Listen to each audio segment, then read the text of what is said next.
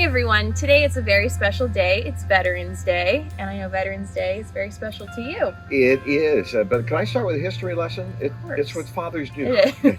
So originally, this was Armistice Day to commemorate the end of World War One. The armistice was signed in France on November 11th at 11 a.m. 11/11/11. But it became Veterans Day a long time ago here, and we honor all the men and women who have served their country. And that includes you, of course. Yes, it does. I joined the Army in January of 1968 and served for 3 years. And that's when you were in school, right? When you joined? Yeah, I was in college. I had done 3 years of college, and I did basic training like everybody else did. It's amazing I made it out. I wasn't the best at basic training, but I did it. And then they decided that I could serve the Army best as a clerk typist, even though I had never touched a typewriter. And then they sent me to Vietnam and made me a finance clerk.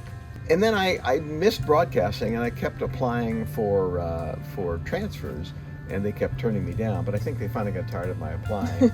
And I went to Saigon and kind of auditioned, and they eventually took me on, and I ended up doing the morning show for over a year there. So you said the phrase, "Good morning, Vietnam." That's right. The movie was about a guy named Adrian Cronauer, who was there a couple of years before I was. But everyone who got in that time slot, that's what they did. Now, there aren't a lot of pictures of your military days around the house. No, they didn't allow you to take your cell phone with you.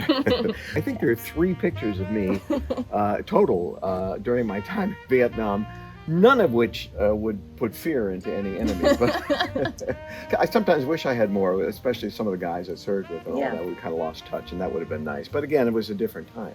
Did you have any close calls while you were there? No, I was very lucky. I felt almost guilty that I had this pretty soft service there. But whenever I got to talking to the guys and they found out what I did, they always thanked me for providing entertainment for them. So that gave me some solace in that sense. And those guys, some of them, went through some really, really difficult times, not only during the war, but afterwards. And, we all tend to say thank you for your service to people. I do it on the show all the time. So when I try not to just do an empty thank you for your service, I really mean it. You were there, you saw it, and you know what it was like. Yeah, and Veterans Day is more than just, it's more than just a holiday and a chance for a barbecue or whatever it is you do. It's a chance to really say thank you. Thank you to all of the veterans out there. We're so proud of you and thankful for your service as well. I appreciate that, and again, thanks to all my fellow vets, and by the way, to the families who sacrifice a lot too when this happens. We sometimes forget about them, but thank you for your service, and I mean that from the bottom of my heart.